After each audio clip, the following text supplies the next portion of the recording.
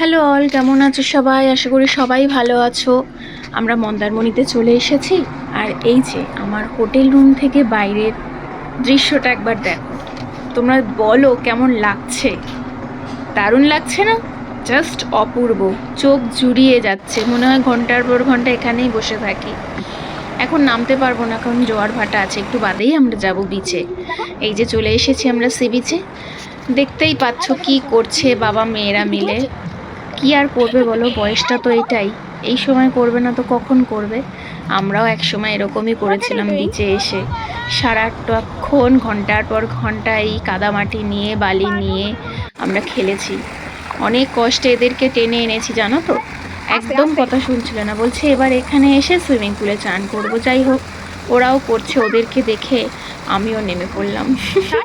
সেই ভিডিওটার আমি দিচ্ছি না এখানে, আপাতত ওদেরই ভিডিও দিলাম। তাড়াতাড়ি করে ওদের চান করিয়ে আমরা লাঞ্চ করে বেরোবো।